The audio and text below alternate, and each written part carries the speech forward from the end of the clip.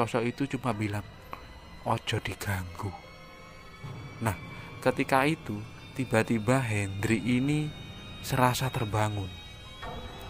Ketika dia membuka matanya, dia ini masih melihat ada beberapa sosok berwarna hitam berwujud seperti manusia, walaupun wajahnya ini tidak jelas. Nah, sosok ini berada mengelilingi si Hendrik ini.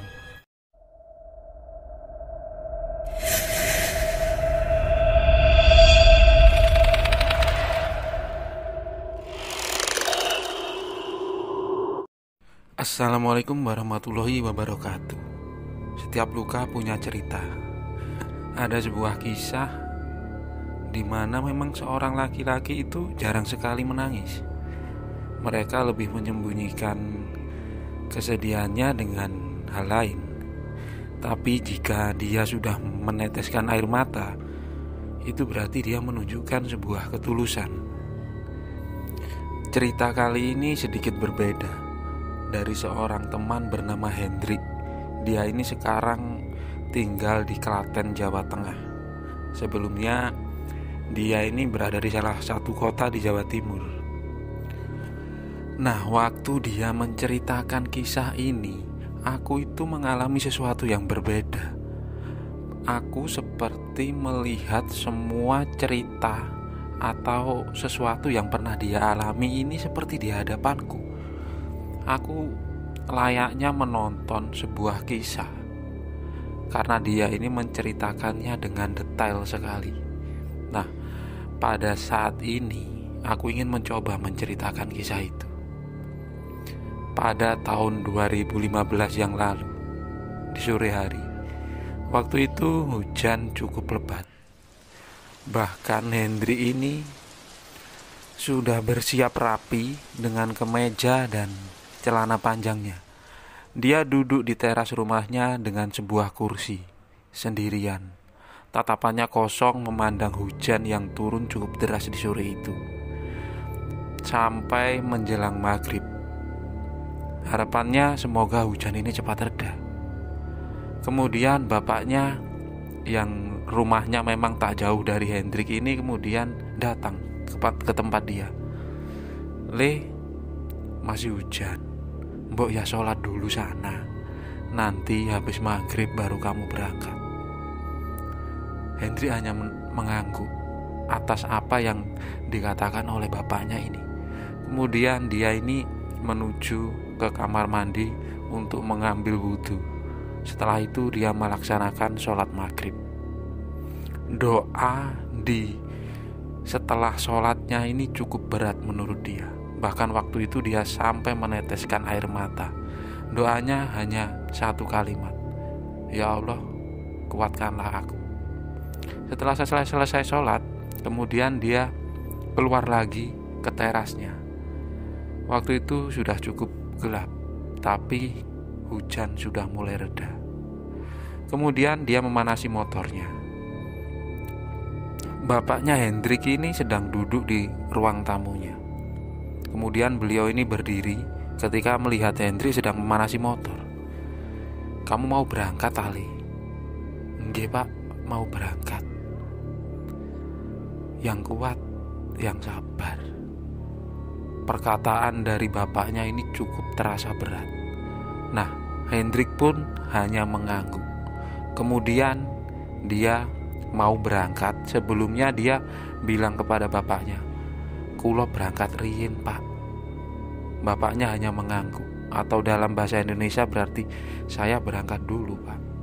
Nah, Hendrik ini mau menuju ke nikahannya mantan. Dia ini sudah menjalin hubungan dengan seorang perempuan, namanya Dini. Mereka ini pacaran lebih dari 2 tahun. Bahkan Dini ini sudah sering sekali diajak ke rumahnya. Dengan bapaknya si Hendrik ini, Dini ini sangat akrab sekali.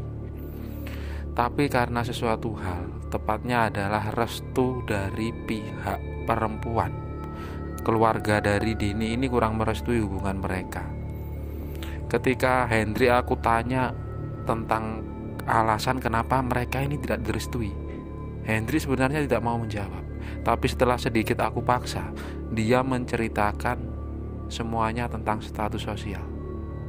Nah, pada waktu itu dia sudah berusaha memperbaiki diri, tapi semua itu terasa berat. Dan di akhirnya dia merelakan kalau hubungan mereka ini putus. Setelah putus selama beberapa bulan, Dini ini ternyata dijodohkan dengan salah seorang laki-laki yang menurutnya ini orang cukup jauh dari kenalan pihak keluarga perempuan. Mungkin beberapa orang pernah mengalami hal seperti ini. Cukup menyakitkan, tapi memang lebih baik kita mengikhlaskan. Karena setiap orang tua, apalagi dari pihak perempuan, mereka ini berharap kalau anaknya ini mendapatkan pasangan yang mungkin dianggap mampu untuk membahagiakan dan menjaga anaknya. Itulah di pikiran Hendrik waktu itu. Jadi mereka ini putus bukan karena ada masalah seperti perselingkuhan atau tentang komunikasi atau tentang tindakan yang lain, tapi memang tentang terutama soal restu. Nah, akhirnya Hendrik ini berangkat sendiri pada waktu itu. Sesampainya di rumah mantannya ini, suasana sangat ramai sekali. Terlihat tamu ini keluar masuk. Hendrik sempat menunggu beberapa saat. Kemudian dia menguatkan dirinya dan masuk di acara itu sendirian. Keluarga dari Dini ini semuanya duduk berjejer. Mereka menerima tamu. Ketika Hendrik datang, ada sedikit perasaan mungkin gak enak atau sedikit kaget dari salah seorang dari mereka. Hendrik pun menyalaminya dengan senyum. Sampai pada akhirnya dia duduk di sebuah kursi bersama tamu-tamu yang lain. Nah, waktu itu akhirnya Dini dan pasangannya ini nyamperin Hendrik ini. Terlihat Dini sedikit tersenyum. Mereka sama-sama menahan sesuatu. Tapi Hendrik mencoba mencairkan suasana waktu itu. Dia ngobrol santai walaupun di depannya ini ada mantan dan suaminya. Hendrik pun tetap terbiasa. Nah, sekitar di tempat itu selama setengah jam, akhirnya Hendrik ini memutuskan untuk pamit. Perjalanan pulang waktu itu, Hendrik mencoba melewati di sisi jalan yang sepi. Jadi dia tidak melewati jalan biasanya yang menuju ke kampungnya. Dia ingin melewatkan perjalanan pada waktu itu dengan perasaan yang sangat damai. Walaupun sebenarnya ada sedikit hancur. Sesampainya di rumah, bapaknya ini masih duduk di tempat yang sama. Mungkin ada sedikit kekhawatiran tentang Hendrik. Kemudian bapaknya ini bertanya, "Gimana, Le? Lancar?" "Iya, Pak. Gak apa-apa, gak ada apa-apa. Keluarganya juga nemui kok. Suaminya juga bagus. Anaknya ganteng. Badannya tinggi besar." Kemudian Hendrik ini masuk ke kamar untuk ganti baju. Setelah itu dia ini keluar. Ketika keluar, bapaknya ini bertanya lagi, "Mau kemana kamu?" "Mbok ya di rumah saja." "Mau ke toko bentar, Pak, beli rokok. Tadi lupa mau beli rokok." "Ya sudah, gak usah mampir kemana-mana. Kalau bisa langsung pulang." Kemudian Hendrik berjalan sendiri. Dia menuju sebuah warung yang cukup jauh. Mungkin jaraknya sekitar 100 meter. Karena di kampungnya ini jarang sekali ada warung yang buka di malam hari. Setelah membeli rokok, Hendrik ini berjalan pulang. Tapi ketika dia di tengah perjalanannya itu, dia waktu itu jalan kaki. Dia berpikir bagaimana cara melewatkan malam ini. Pikirannya kacau. Bayangannya masih tersisa di hajatan nikahan mantannya tadi. Kemudian dia ini sempat berpikir, kalaupun aku langsung masuk ke rumah, aku masuk ke kamar tidur pun aku yakin aku belum bisa. Sedangkan masalah ini kalaupun aku ceritakan kepada teman-temanku, mungkin hanya tertawa yang mereka lakukan.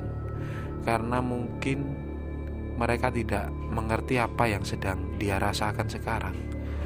Nah, pada waktu itu akhirnya Hendrik ini memutuskan berjalan menuju ke sisi kiri kampung itu. Di pinggiran kampung itu ada sebuah tempat. Di sebuah pinggir jalan agak turun sedikit, di sana ada sebuah lahan kosong. Kalau siang biasanya digunakan untuk beberapa peternak kambing mengembala kambingnya. Ada lahan rumput yang cukup luas. Nah, tak jauh dari lahan itu ada sebuah sungai. Lebarnya sekitar 5-6 meter. Di seberang sungai itu ada bukit. Di sana hanya ada tanaman-tanaman pohon besar. Hendrik ketika masih SD atau SMP, dia sering bermain di tempat itu dengan teman-temannya. Tapi tempat itu sudah lama tidak dia kunjungi ketika dia sudah bekerja pada sebuah perusahaan, walaupun itu kelasnya home industry. Hendrik berjalan menuju ke sebuah pohon. Pohon itu tepat di tengah perkebunan atau tanah kosong yang hanya ada rerumputan itu. Di bawahnya ada akar. Biasanya dia duduk di tempat itu. Dia ingin mengenang semuanya. Dengan membawa sebungkus rokok, dia mulai menyalakan satu batang rokok. Tapi entah kenapa di siang hari tadi yang hujan, malam itu tiba-tiba cerah. Terang bulan terlihat. Dia sendirian, tak ada siapapun waktu itu. Hendrik ini hanya duduk di bawah pohon itu. Walaupun di sana itu sangat sepi sekali. Dia masih ingat terdengar suara hembusan angin. Beberapa hewan seperti jangkrik. Dia ini masih mendengarnya. Perasaannya cukup damai ketika dia sedang sendiri. Yang susah menurut dia adalah bukan untuk mencari pengganti, tapi bagaimana dia melupakan semua kenangan dengan Dini yang 2 tahun lebih mereka ini bersama. Apalagi mereka ini putus bukan karena kemauan mereka sendiri. Dia terus berpikir tentang itu.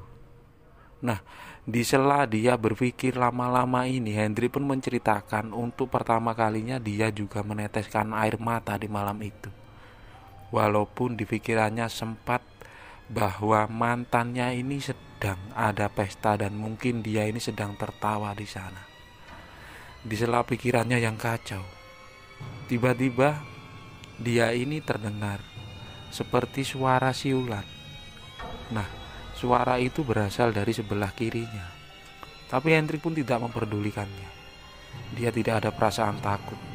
Walaupun dia mengingat waktu itu dengan jelas itu bukan suara burung. Terus terdengar seperti orang berbisik-bisik. Entah apa yang mereka omongkan. Hendrik pun tidak memperdulikannya. Entah sudah berapa batang rokok yang dia habiskan selama dia duduk di tempat itu. Dia juga lama berapa jam sudah dia duduk di tempat itu. Bahkan waktu itu dia tidak berpikir apakah bapaknya ini khawatir dengannya. Walaupun sebelumnya dia ini sudah dipesankan bapaknya untuk cepat pulang. Hendrik lama-kelamaan tiba-tiba tertidur di tempat itu. Ketika dia tertidur, dia ini seperti bermimpi.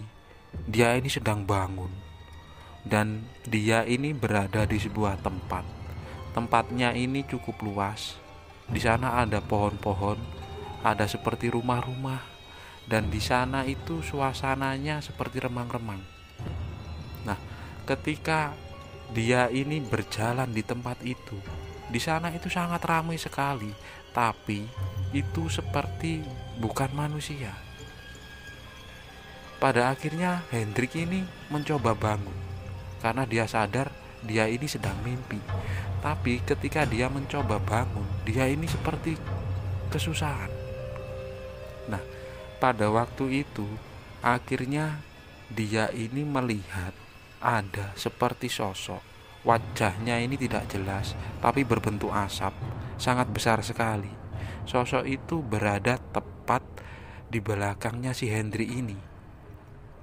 Tapi karena Hendrik ini merasa ketakutan, waktu itu dia ini merasa seperti dia ini bukan tertidur. Dia seperti berada di tempat lain.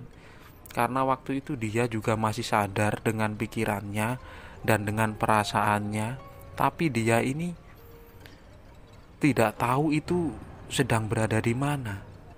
Sosok-sosok yang tidak jelas itu mulai muncul, bahkan mengelilingi si Hendrik ini.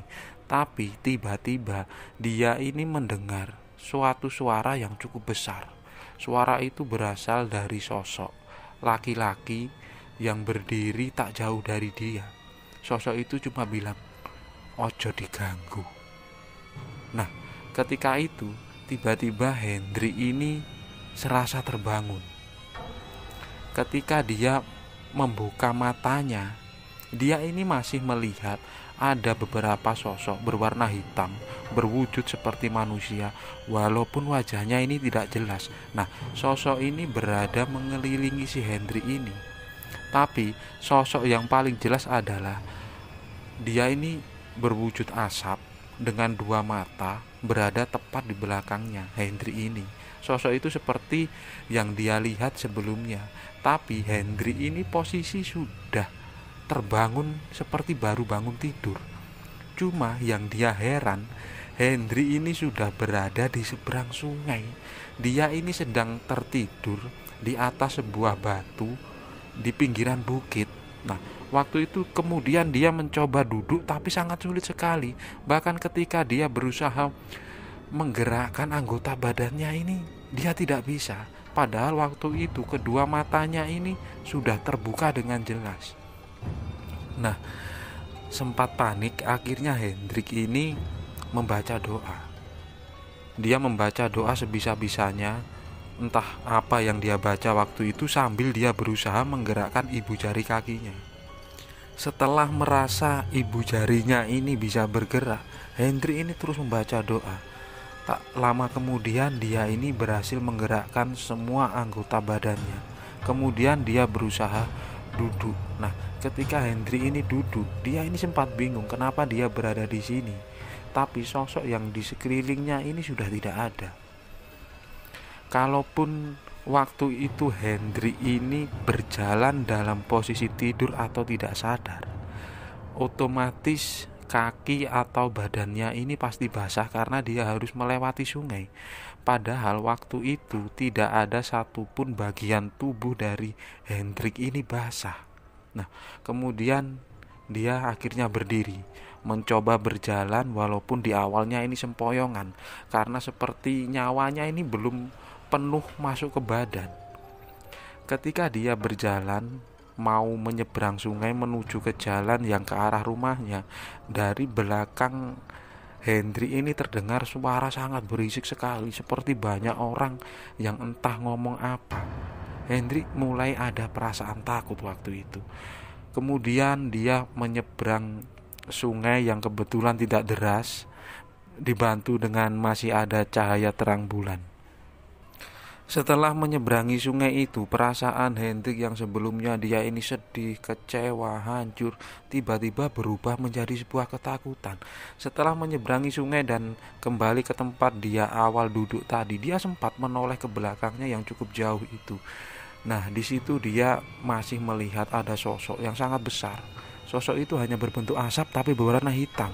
Sosok itu terus melihat ke arah Hendrik. Nah, akhirnya Hendrik ini tidak memperdulikan sosok itu. Dia agak sedikit berjalan lebih cepat atau tepatnya berlari menuju ke jalan. Setelah sampai di jalan, dia ini perasaannya mulai agak lega, agak tenang. Dia berjalan terus menuju ke rumahnya. Rumah-rumah yang dilewati Hendrik ini semuanya sudah tutup. Dia juga tidak membawa handphone ataupun jam tangan, jadi dia tidak tahu waktu itu jam berapa. Setelah sampai di depan rumahnya, dia ini masih agak kaget karena pintu depan rumahnya ini masih terbuka. Nah, dia ini mengira mungkin bapaknya ini belum tidur. Dia kan baru keluar sebentar saja. Dia ini mengira mungkin paling malam waktu itu adalah jam 10 malam. Tapi ketika dia mulai masuk ke dalam rumahnya, kebetulan di ruang tamunya itu ada jam dinding. Di situ dia kaget karena waktu itu menunjukkan hampir jam setengah 4 pagi. Dia melihat bapaknya ini sampai tertidur di sebuah kursi yang berada di ruang tamu rumahnya Hendrik ini. Kemudian waktu itu dia ini sempat berpikir melihat bapaknya yang sudah cukup tua sedang tidur, mungkin ketiduran karena menunggui Hendrik ini. Dia ini berpikir, sungguh sangat menyesal kenapa dia terlalu memikirkan kehidupannya, memikirkan masalahnya sendiri, padahal ada orang yang sangat menyayanginya berada tepat di hadapannya. Kemudian waktu itu akhirnya Hendrik ini membangunkan bapaknya. Nah, bapaknya ini tiba-tiba terbangun. Kemudian dia ini bertanya, "Kamu ini dari mana saja, Toli? Bapak ini khawatir. Kan tadi sudah dipesanin langsung pulang. Pikiranmu ini sedang kacau." Kemudian Hendrik ini langsung bersimpuh meminta maaf kepada bapaknya itu. Dia pun tidak menceritakan tentang apa yang dia alami. Dia hanya bilang ke bapaknya kalau tadi main ke salah satu rumah temannya tapi dia ketiduran. Kemudian bapaknya bilang, "Ya sudah, sekarang kamu tidur. Gak usah mikir yang aneh-aneh. Nanti kalau subuh sholat." Hendrik pun hanya mengangguk. Kemudian dia tidur. Ketika sekitar jam 8 pagi dia ini terbangun. Waktu itu dia sempat mengingat apa yang dia alami tadi malam itu. Sebuah perjalanan yang menurut dia ini menyeramkan. Tapi setelah itu dia tidak menceritakan kepada siapapun. Dia menganggap malam itu dia mengalami sebuah perjalanan gaib. Mungkin karena waktu itu pikirannya kosong, ditambah lagi banyak masalah yang dia pikirkan. Dan itu dia bawa ke sebuah tempat yang salah. Memang butuh waktu beberapa lama untuk mengikhlaskan tentang apa yang terjadi. Tapi dengan bantuan orang-orang di sekitarnya, akhirnya Hendrik ini bangkit. Dia melupakan dan mengikhlaskan semuanya.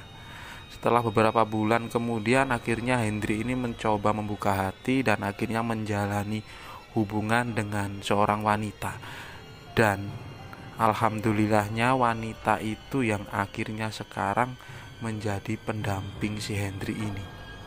Itulah sebuah pengalaman yang sedikit berbeda yang diceritakan langsung oleh salah seorang kenal aku bernama Mas Hendrik ini.